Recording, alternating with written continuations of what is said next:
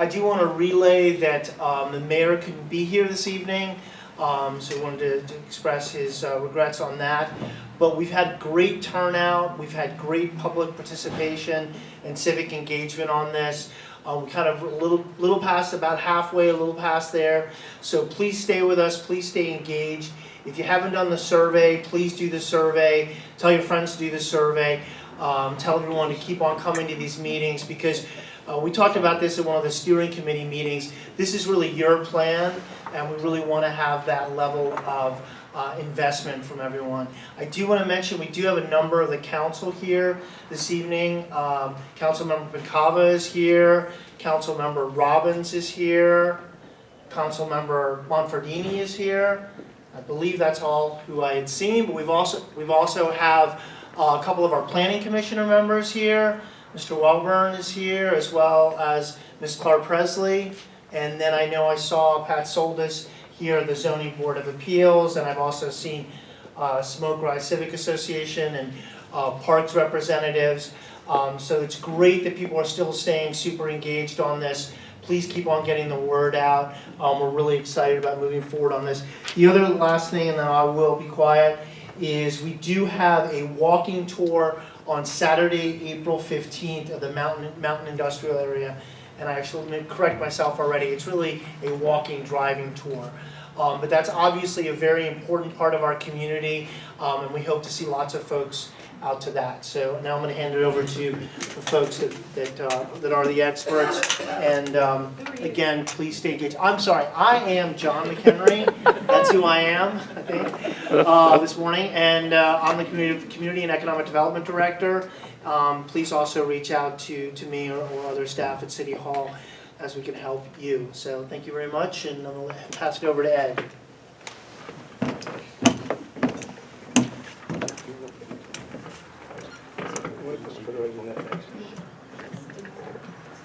Thanks, everyone. And this is going to be quite brief, 10 minutes maybe, because we really want you to go around, and, as some of you have already started to do, and look at what we put up on the boards, which reflect what we call preliminary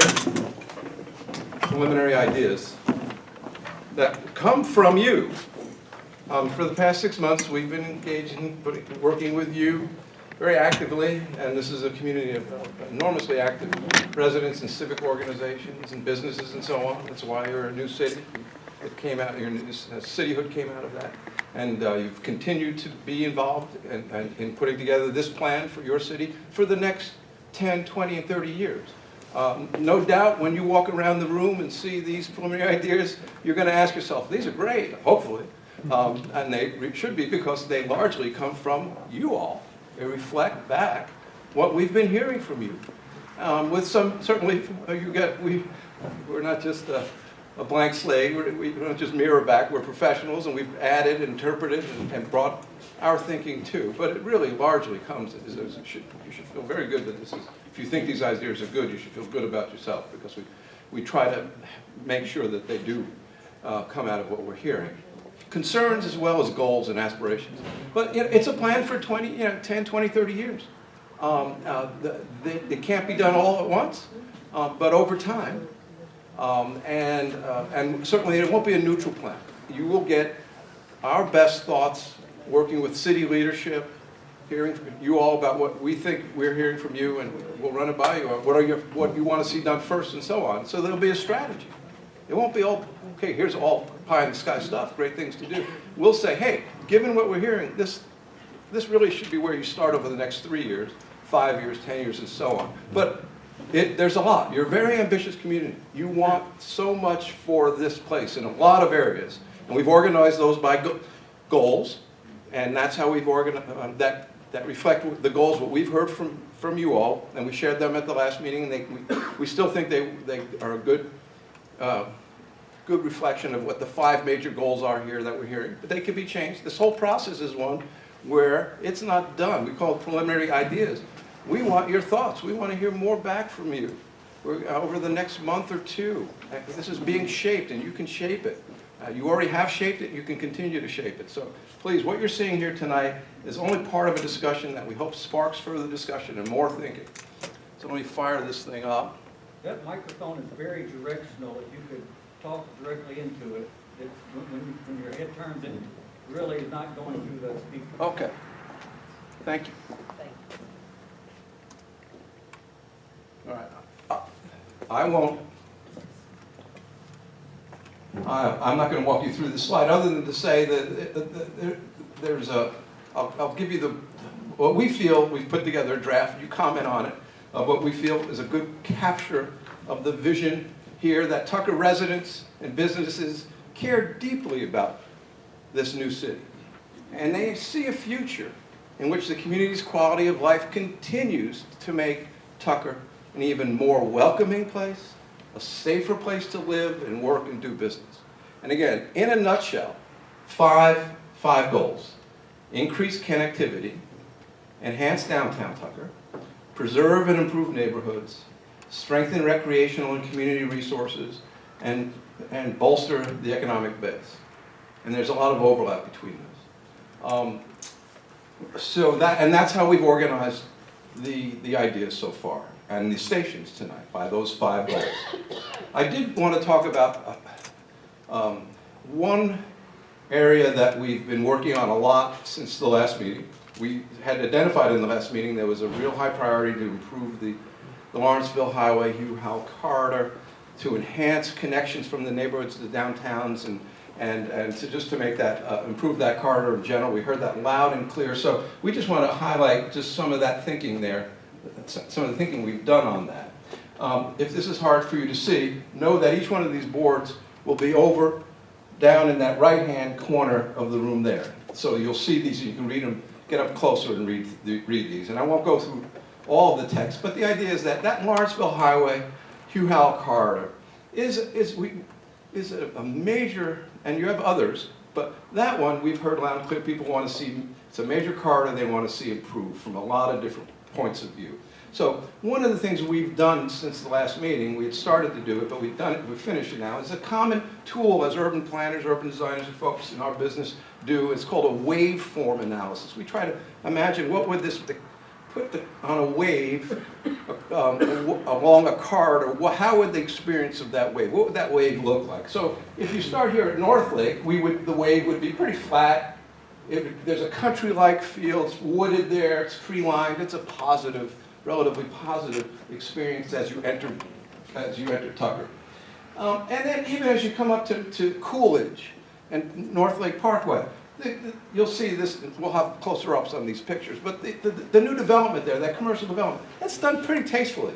They've done a really nice job along the edge, and it still carries that character and wooded, not wooded, but that landscape character. Then you get into, from Coolidge over, starting to go east toward downtown, we say that wave goes, it really starts to become jagged. Lots of curb cuts, and curb cuts are dangerous.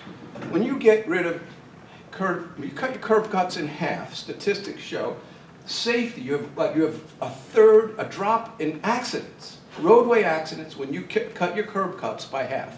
So you want to get rid of curb cuts for a lot of reasons, but from a safety point of view. And you've got tons and tons of little, tiny cut-up parcels in there. And it's strip development, and signs, and it's a very jagged experience for you as one goes along the corridor. You get into downtown.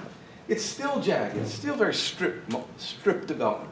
You get a hint. There's some of a downtown. There's a couple of the old buildings that are there from the Main Street corridor, but it still feels like you're in a strip development. It needs much more improvement.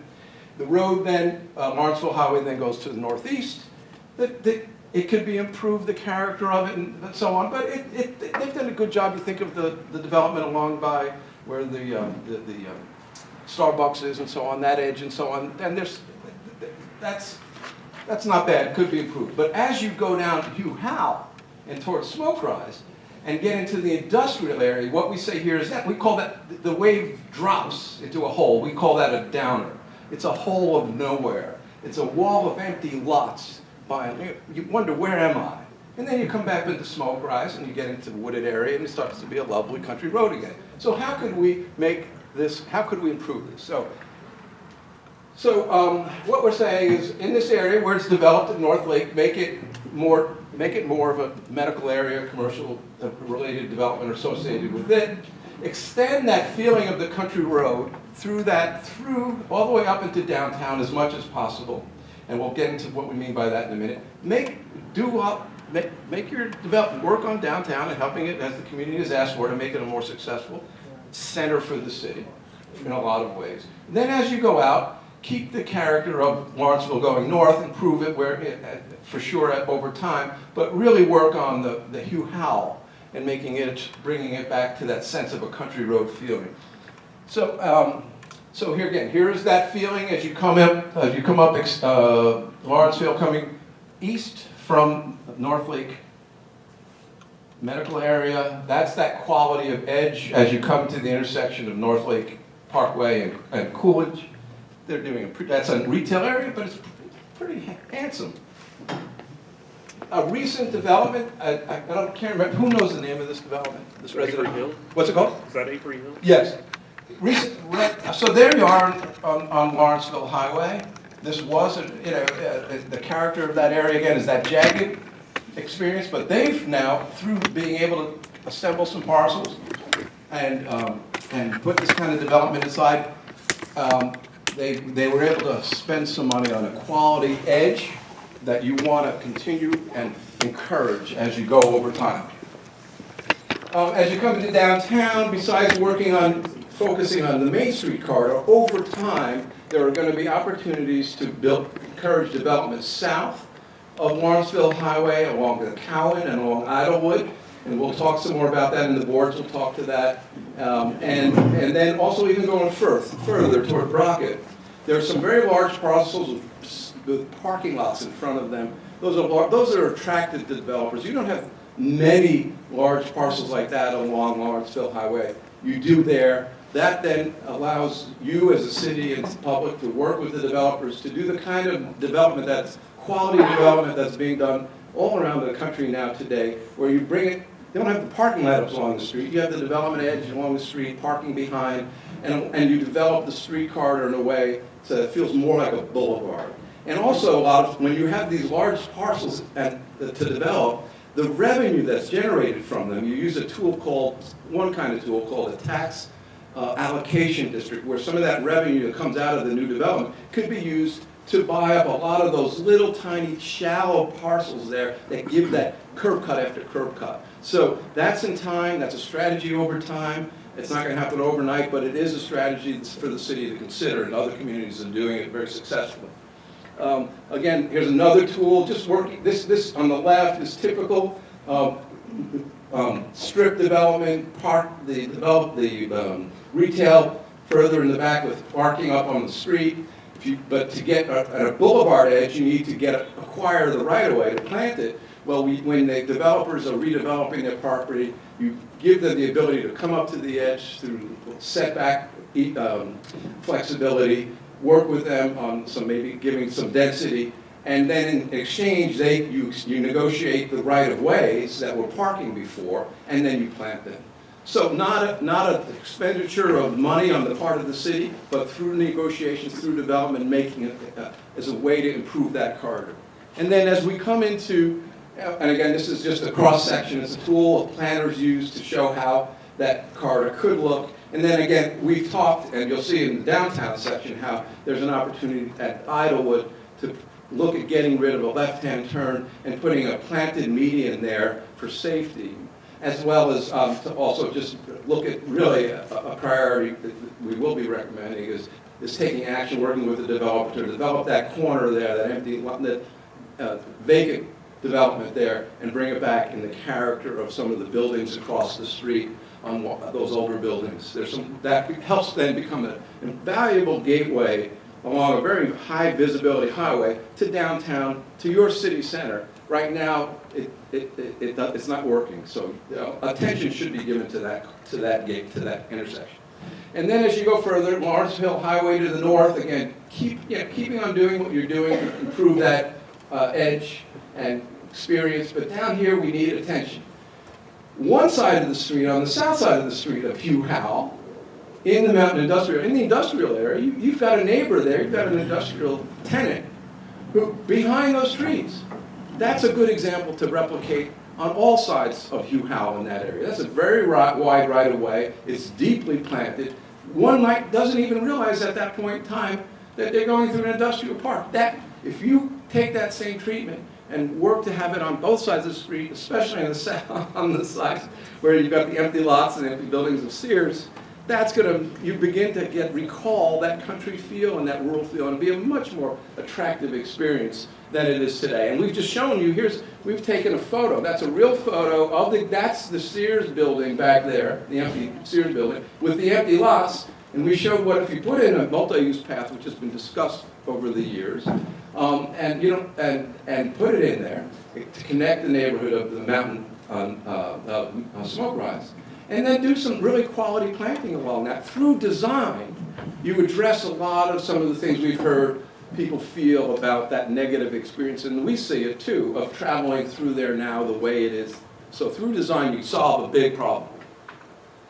We're also looking and thinking that, and we want to hear in the walk that we're doing on April 15th in the Mountain Industrial Area, what we've looked and found in different what some of the more progressive cities are doing in their industrial zones to allow for some more modern uses is to, we run the community development office in Sandy Springs, and we've just worked with the city leadership to pass zoning to allow for, in an industrial zone, for wineries and microbreweries and distilleries that have tasting rooms.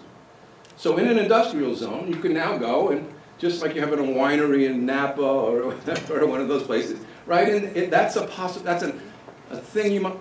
you might want, an element you might want to add through an overlay district to that area along Hugh Howell in that portion of the industrial zone. That could could help generate business and jobs, add to the taxes and revenue base, but also make it some places for people to go to in the area. Also, one of the things that we're seeing is work and housing for artists. In some, not too much, because housing and industrial don't mix, typically. The industrial activities are noisy, trucks, and so on. And at times, as soon as you start to let residential, what we find again and again around the country, into industrial areas, the people start to complain who've moved in and say, hey, they forget that they're the newbies in the neighborhood, and they start to say, shut that down, you can't be operating all those hours, and then it makes it too hard for those businesses to operate. And that's an asset, a real economic asset, that industrial zone that you have there, so you want to keep that healthy. And then certainly the idea of the county, they may want to try and look at that as a location for an elementary school in time. And then they've got some wonderful wooded areas back there that's been made. A number of people really have said, let's figure out a way to preserve a lot of that. And so that's something that you all should be considering doing in the future. So that's working on that corridor addresses a lot of the goals. It touches on almost all 5 goals that you'll see around the room. We put it in that one area, but it really, by making that corridor improvement a priority, you get at a lot of what the city cares about. And so I'm going to stop now. What we would like you to do, we were going to divide you up into groups by group number 1, 2, 3, 4, and 5, so that everybody didn't gather and congregate at one station at once. It goes in order from the connectivity down here, then it goes downtown, Tucker, enhancing downtown. Then we're over here, that's the neighborhoods, preserving the neighborhoods and enhancing the neighborhoods. Then we've got recreation there, and then economic development down there. So we decided that just to leave it up, all of you, take the rest of the meeting, an hour and 15 minutes, at your own leisure, go and read the boards, look at them. I don't think you need to do them in order, personally. I think we've just given you an overview here, but try and take in as much as you can. We've given comment cards. Please write your thoughts, including positive. We hear lots of positive things. Please share those too. Your city leadership wants to hear that. And you can also go online and let others know that they can go online. We're going to put this up online after tonight's meeting. So if you don't get to see it tonight and you've got to leave for some reason, it will be online in a couple of days.